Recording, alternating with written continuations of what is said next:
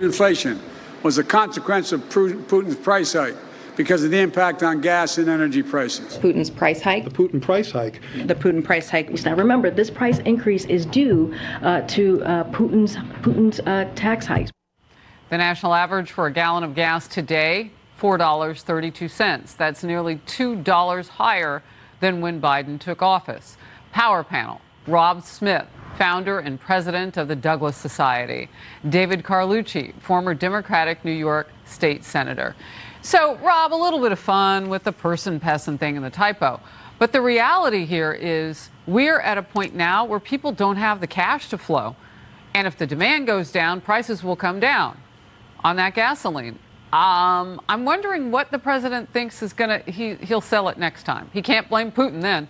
Yeah, he can't, but he'll continue to. Look, Harris, I get whiplash from this administration in their messaging. When the gas prices are astronomical, it's always somebody else's fault, whether it's Putin, whether it's whatever. Now that they have come down just a little bit, he's taking credit for this. And I'm not going to go for the low-hanging fruit of whatever staffer made that typo on Twitter. But like I said, there's a little bit of whiplash going on here. And I think that with this administration, the issue is that somebody else is always to blame, but they're kind of taking credit for something that is not really worth taking credit for. And the fact of the matter is, even though the prices are going down, it's still nearly double what it was when Biden took office. You know who's hearing about that, all about that, 105 days out from the midterms?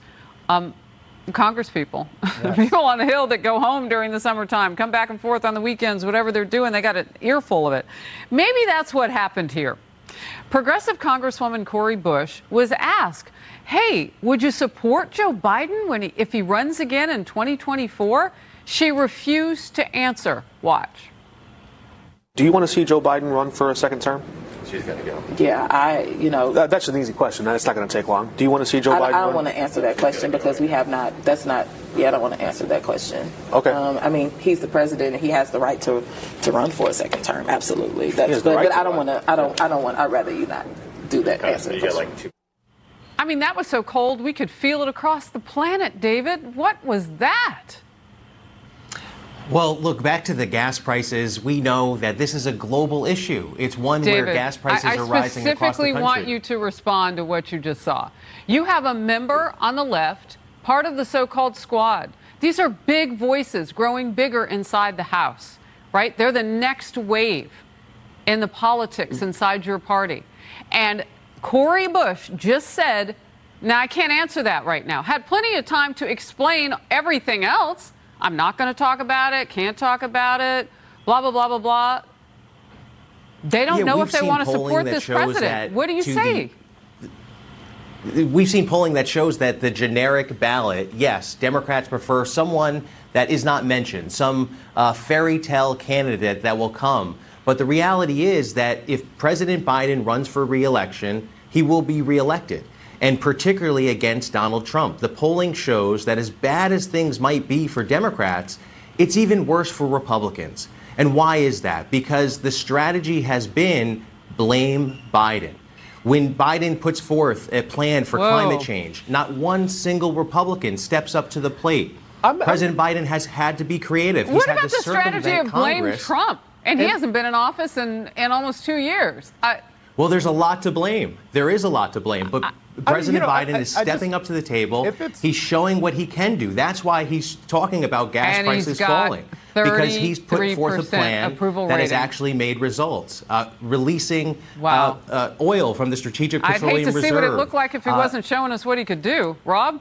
Yeah, it's possible for me to jump in here. I think that I just need to remind everybody that Democrats have control of every major lever of American society right now. These people have the White House, the Congress, and the Senate. And so talking about what Republicans are or are not doing, or talking about what Trump may or may not do, or what happened before this is really just another distraction.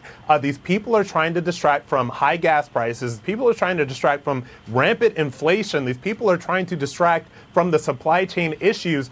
This administration is a disaster, okay? And talking about Trump or talking about Republicans or talking about what may or may not happen is not going to change the fact that a lot of Americans are hurting right now very badly because of the policies that these people are putting forth, because, like I said, they hold every lever of power in American society. I want to get to this. The Wall Street Journal op-ed claims Biden's dithering irks White House staff, adding, quote, aides are complaining that he lets decisions on big issues linger for a year or longer, something for which he once criticized Obama.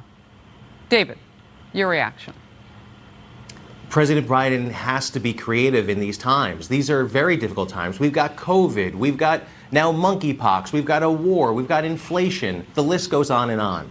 And so President Biden has to be very careful in what he puts forward because he's trying to get results. And it's been very difficult with this Congress. The Republicans could reach across the aisle, work together. That's what the president has been asking for.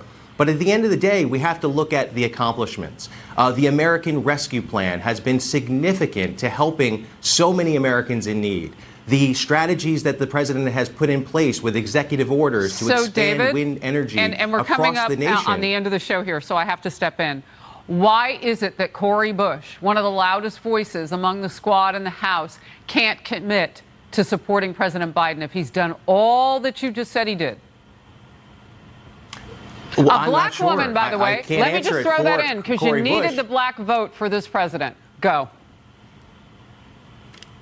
I'm sorry, what was the question? A black woman. You needed the black vote, too. You've got now 20 seconds. We're pontificating about 2024. I think, again, President Biden is going to get reelected if he runs. There's so much in between now and then. Midterms are the focus. And I think the congressional candidates are focused on winning reelection. Okay. That's what they're focused on right now. David, Rob, great to see you. Thank you. Outnumbered after the break.